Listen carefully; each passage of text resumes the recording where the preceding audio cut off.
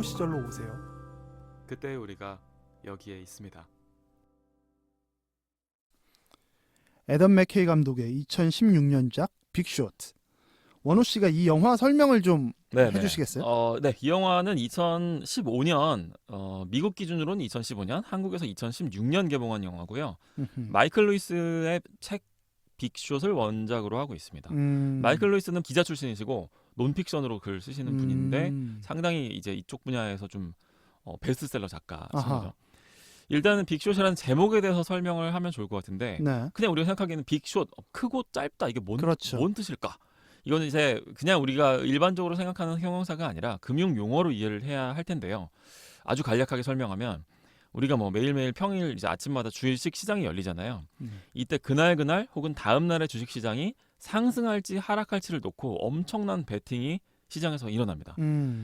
그래서 이 시장이 상승할 거라고 보는 관점을 롱 포지션, 하락할 거라고 보는 거를 숏 포지션을 취한다라고 말을 하는데 네. 빅숏이라는 말은 숏을 취하는데 아주 빅하게 취한다. 아주 크게 숏을 들어갔다라는 뜻으로 이해하시면 될 것 같아요. 그러면 도박으로 따지면 네. 거기다가 머리를 많이 건 거 그렇죠. 같은 개념인가요? 그렇죠. 숏 포지션을 취하는 방법에도 몇 가지가 있는데 이제 이 영화에서는 공매도라고 하는 방법이 거론이 네. 돼요. 음. 이것도 뭐 아주 간단하게 설명하면 우리나라 시장에서도 상당히 그 핫 이슈 중에 하나인데 네. 이제 주식이나 채권 가격이 앞으로 떨어질 거라고 예측을 하고 저 가격은 지금 너무 비싸 거품이 껴있네라고 생각하고 요거를 미리 빌려다가 파는 걸 의미하거든요. 공매도라는 게 이제 가라로 매도한다라는 뜻인데 뭐 이제 빌려다 판다라고 생각하시면 될 것 같아요. 어쨌든간에 그 자산의 가격이 너무 올라가 있다고 생각할 때 하는 그 액션이라고 이해를 하시면 될 것 같아요. 그러면 이렇게 생각하면 되나요? 뭐 10만 원짜리 네. 뭐 어떤 주식이 있는데 네. 뭐 삼성전자가 있다고 했을 그걸 때 내가 갖고 있지 않아. 네. 갖고 없어요, 있지 나한테. 않는데 네. 그걸 잠깐 빌려서 팔아 버리고 네. 그리고 실제로 뭐 예를 들어 떨어지면 7만 원이 돼서 사. 네. 그러면 그때 이제 발생하는 차익은 내가 갖는 거예요. 그렇죠. 내가 사가지고 그때 사가지고 팔면 어차피 돈이 남는 이거 거니까. 좀 약간 그 도덕적으로 문제가 있을 수 있네요. 이 도덕적으로 이렇게 그 현상만 보면 문제가 있을 수 있는데 네. 시장 전체로 보면 네. 사람들한테 시그널을 보내는 효과가 있어요.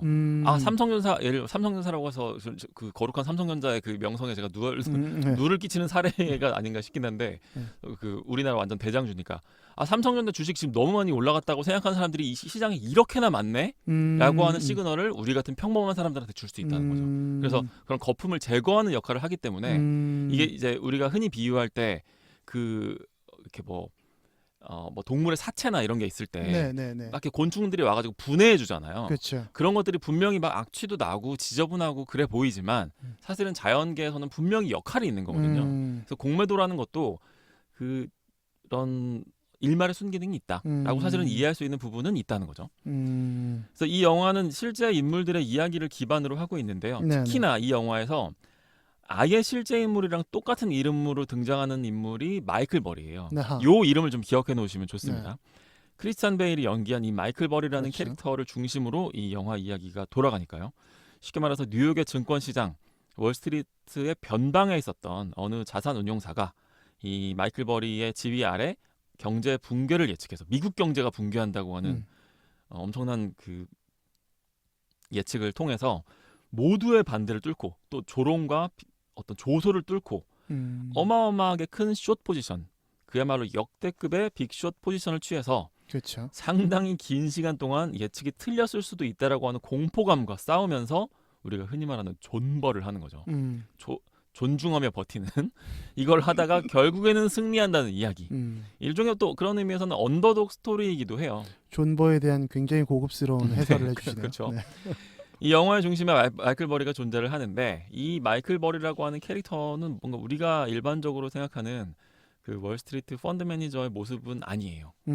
뭔가 이렇게 뭐 말쑥하고 뭐 약간 이렇게 잘 차려입고 수트를 딱 입고 있고 그런 느낌이 전혀 없고 그냥 거의 같은 의상을 입고 있지 않나요? 그렇죠. 거의 영화 내내 그 남색 티에 스트릿 반바지. 패션이라고 해야 되나? 네. 스트릿 패션이라고 해야 되나? 그거를 패션이라고까지 말할 수 있을지조차도 모르겠는. 저의 집에서 입는 그렇죠. 옷과 굉장히 흡사합니다. 후줄구나. 그렇죠. 그런 느낌이고 그 옷만 문제인 게 아니라 이게 어떤 이 사람의 성품이나 뭐 이런 스타일도 우리가 흔히 말하는 이제 인싸 재질이 전혀 없어요. 맞아요. 사회성이 좀 약간 없는 것 같은 느낌이에요. 이게 나쁜 사람이라는 게 아니라 그렇죠. 되게 약간 너드 같은 느낌이 강하다는 거죠. 너드죠. 네. 타고난 머리는 아주 천재적으로 좋아서 이제 의사 출신의 박사예요. 그 머리가 매우 비상한 사람인데 요 사람이 2005년 무렵을 전후로 이제 미국 경제에 엄청난 약점이 있다라는 걸 발견하게 되는 거예요. 이게 서브프라임 모기지라는 건데 네. 이게 쉽게 봤을 때는 뭐 쉽게 말해서 단일 개체로 놓고 봤을 때는 아무도 쳐다보지도 않을 만큼 되게 극도로 위험한 쓰레기 채권들을 네. 한 곳에 모아서 이게 여러 개 모여 있으니까 안전하지 않냐?라고 하는 느낌으로 우량 채권으로 둔갑시켜 버리면서 이제 시장에 이게 무차별적으로 유통이 되어 있는 걸 발견한 거죠. 네. 여러 개 모여 있으니까 안전해 이런 논리인 거죠. 이게 그러니까 영화를 좀 자세히 보시면 나오는 거지만 네. 처음에 약간 미국 경제의 미국 네. 채권 시장, 주식 시장의 흐름을 좀 보여주기도 하잖아요. 그렇죠. 70년대부터 시작되는. 네. 그래서 뭐 프라임 단계도 있고 있고, 서브프라임 단계도 네, 있고 네, 해서 그 처음에는 우량 주식들만 팔다가 네. 점점 돈이 되는 것을 팔기 위해서 네. 그 금융사들이 네. 이런 좀 쓰레기 채권이라고 해야 되나? 그쵸. 쓰레기 그 상품들을 음. 개발해 나갔던 단계고 거기서 나타나는 그 거품을 마이클 버리는 이제 관통하고 꿰뚫어 본 거죠. 그렇죠. 그래서 이 영화의 관점은 금융권 사람들이 막 의도적으로 말도 어렵게 하고 막 금융공학 용어를 동원해서 실체를 맞아요. 가리면서 네. 이제 이거를 이렇게 뭉치고 왔다. 근데 마이클 버리가 이거를 간파를 했던 거죠. 네. 실제로 당시 미국 부동산 시장에 엄청난 거품이 껴 있었다라는 거를 지금은 우리가 이제 다 알고 있는데 네. 방금 조세프님이 얘기해주신 대로 이 서프라임이라고 하는 말은 일종의 우리로 말하면 그 왜 그 천전 만점의 신용 등급 있잖아요. 신용 점수. 네. 요거에서 요게 별로 이 점수가 높지 않은 사람들을 얘기를 하는 거예요. 근데 이제 당시 상황이 막 IT 인터넷 그 버블 직후였고 막 2000년 이랬을 때 우리나라도 그 코스닥 지수가 지금 800, 900 이 그렇죠. 수준인데 네. 그때 2000까지 올라갔었던 맞아요. 때가 있었거든요. 네. 요 IT 버블 직후였고 주식도 부동산도 엄청나게 폭등하고 있던 중이었는데 이제 버블이 막 마구잡이로 끼면서 부동산 가격이 올라가고 막 우리나라도 몇 년 전에 그랬었죠. 그러다 보니까 신용 불량자들한테까지도 막 주택 담보 대출을 막 퍼주다가 이제 거품이 빵 하고 터진 거죠.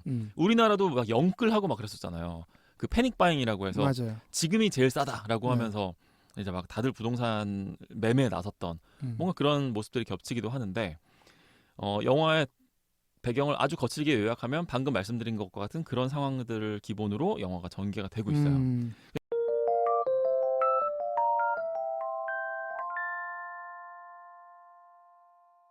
이 영화의 관점은 두 가지인데 첫 번째, 이런 짓을 버려놓고도 월스트리트 놈들은 제대로 처벌도 안 받고 넘어갔다. 그렇죠. 실제로 회사가 막 유명한 회사들이 뭐 망하고 네. 뭐 그러긴 했지만 뭐 다들 뭐 그 제가 알기로도 성과급도 다 받고 네. 이렇게 뭐 그랬다는 뉴스를 아마 그 당시에 막 이제 많이 나왔죠. 많이 나왔던 네. 거를 아마 기억하시는 분들도 계실 거예요. 두 번째, 이런 위기를 또 그 미리 간파하고 혹은 운 좋게 손에 넣고 활용한 또 지혜로운 투자들이 한켠에 있었다. 이런 두 가지 관점을 축으로 영화가 진행이 되고 있어요. 그렇죠. 그래서 이 영화에서 실명으로 나오는 마이클 버리는 지금도 실제로 월스트리트에 이제 유명 인사가 됐어요. 이 영화를 네. 통해서 뭐 그렇잖아요. 완전히 이 영화가 사실 마이클 버리의 그럼요. 그런 해안을 보여주는 네. 그 내용으로 전개가 되고 있기 때문에 지금도 여전히 유명 인사로 활동을 하고 있는데 다만 이분의 실력에 대해서는 네. 여전히 논쟁이 진행 중입니다. 영화 자체가 거품 아니었냐, 뭐 이제 영화와 현실은 좀 다른 거 아니냐, 뭐 이런 논란들. 기회가 되면 이것도 얘기를 해주면 좋을 것 같아요. 그러니까 뭐 원래 3할 타자가 아니라 네.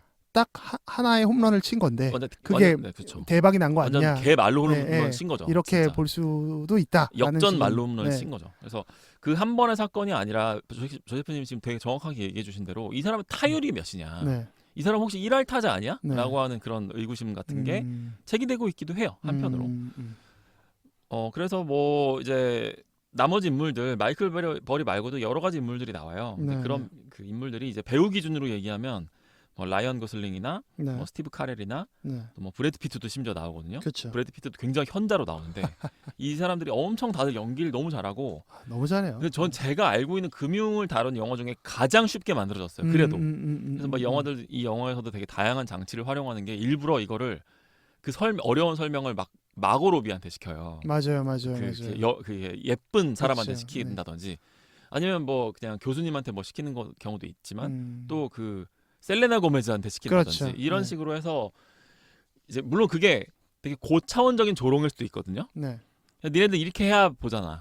약간 이런 걸 수도 있기는 음. 하지만 그래도 뭐 일단은 호기심이 가도록 만들었다는 점에서는 굉장히 천재적인 그런 영화다. 금융에 대해서 아주 깊숙이 다루는 것 치고는 네. 상당히 쉽게 설명해 주죠. 그래서 네. 이거를 한번 보시면 되게 공부가 또 재미있게 맞아요. 되기도 맞아요. 해요. 그런 것 같아요. 우리 어릴 때 막 뭐 제가 다녔던 학교가 그 초등학교가 그 미션 스쿨이었어서 네. 이제 성경 공부를 항상 시켜줬었거든요. 근데 그때 어려운 성경 얘기를 애들은 안 보잖아요. 그러니까 되게 슈퍼북이라고 하는 애니메이션을 통해서 이렇게 교육을 했었었는데 그 내용이 생각보다 되게 오래 남아 있었던 그런 느낌이에요. 뭐 논쟁의 여지는 있습니다만 네. 그 먼 나라 이웃 나라 보듯이 그, 세계사 그쵸. 공부할 때 그죠. 네. 그죠. 그래서 되게 편안하게 이거를 입문할 수 있는 느끼고 받아들일 수 있다는 점에서 이제 굉장히 크게 저도 이 영화를 되게 좋아하는 영화고 상당히 잘 만들었더라고요. 매우 잘 만들었고 애덤 맥케이 감독 자체가 저는 물론 저희가 같이 봤었던 돈 룩업이라는 영화 네. 같은 경우에는 조금 호불호가 많이 갈리기도 하고 근데 돈 룩업이 네. 굉장히 재기발랄 하잖아요. 네네네. 그 재기발랄함이 여기 빅쇼트에서도 여전하더라고요. 그렇죠. 그 뭔가 이렇게 굉장히 속도감 있게 나가고요, 영화가. 네네네. 맞아요. 그래서 좀 자칫 처질 수도 있는데 그렇게 처지지 않게 그 몇 명의 마이클 버리와 네. 일종의 그 시대의 서프라임 모기지 사태를 예견했던 몇몇 그 일종의 현자들 네. 하지만 메인스트림에선 주목받지 못했던 그 인물들이 네. 점층적으로 복합적으로 구성되어 있다 보니까 네. 이야기가 이렇게 느려지지 않더라고요. 이렇게 미뤄지지 않고 그냥 계속해서 텐션감이 맞아요. 있게 속도감 있게 전개된다는 측면에서도 영화적으로도 되게 재밌었어요. 네, 그래서 저도 영화 좀 금융에 대해서 혹시 이제 뭐 새해 첫 그거기도 하고 만약에 뭐 재테크나 뭐 금융이나 이런 쪽에 관심이 있으시면 저는 뭐 이 영화로 시작하셔도 좋을 것 같다. 제가 그리고 마이클 루이스라고 하는 원작자의 책 그 빅숏을 읽지는 않았는데 네. 글을 굉장히 잘 쓰시는 분이고 그래요? 되게 이런 문제에 대해서 굉장히 관심을 가지고 이제 그 전개를 항상 하시는 분이라 상당히 저는 뭐 책도 아마 읽어볼 만하지 않을까라는 예상을 할 수 있는 그런 영화입니다. 그래서 전반적인 아웃라인은 이 정도로 네. 물론 제가 되게 많이 생략했고 네. 그 전반적인 내용 같은 거는 사실 뭐 그렇게 막 자세하게 네. 얘기하기보다는 그냥 마이클 버리의 인사이트를 따라가고 있는 영화다라고 생각하고 그것만 알고 보셔도 뭐 나머지 공부는 다 영화가 시켜주기 때문에 맞아요. 네. 조세프님 그래서 재밌게 보셨군요. 조세프님도. 저도 뭐 재밌게 봤고 네. 영화 자체가 상당히 잘 만들었다. 네. 그리고 이 영화를 통해서 저희가 처음에 하게 된 이유가 네. 원호 씨가 아마 올해부터 원호 씨가 일하고 있는 네. 그 언론사에서 네. 뭐 경제 관련 이야기를 좀 컬럼을 쓰신다고도 했었고 네. 네네네. 그러면서 우리도 조금 이제 이 물질적인 거에 좀 관심을 가져보자. 저희는 사실 구독자 숫자에 좀 더 관심이 많긴 한데 저도 이제 좀 돈을 벌고 싶고 이제 경제적 자유를 좀 갖고 네. 싶은데 그런 의미에서 새해를 열 때는 따뜻한 걸로 한 편 열었으니 네. 이제는 그쵸. 좀 우리도 좀 아. 물질적으로 좀 풍요를 한번 느껴볼 그러니까 각오를 좀 하고 싶었죠. 뭔지나 좀 알자. 알고 네, 좀 그렇죠. 알아보자. 뭐 이런 것도 있었죠. 올해는 좀 저도 공부도 좀 하면서 네. 겸사겸사. 네, 그렇죠. 저도 되게 열심히 사실 공부하고 있는 분야이긴 하니까요. 네, 그리고 네. 저 기사 쓰느라고도 그렇지만 해보니까 또 되게 재밌고 뭐 여러 사람들의 또 이것도 다 그 나름의 세계관들이 다 반영이 되더라고요. 각자가 세상을 바라보는 관점 같은 게 다 반영이 되고 사실은 이 마이클 벌이나 그 브래드 피트가 연기한 그 캐릭터의 경우에도 매우 비관적인 사람들이거든요. 네.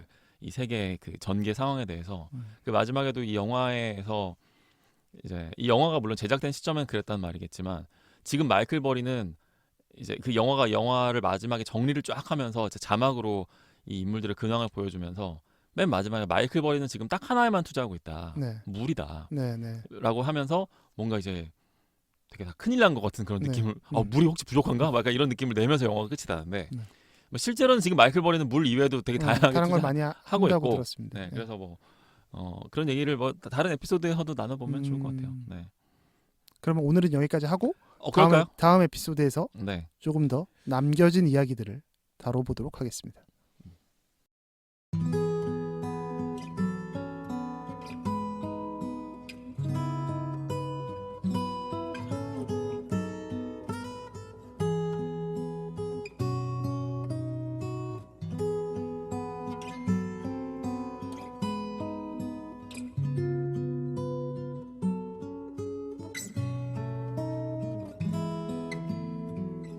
우리의 호우 시절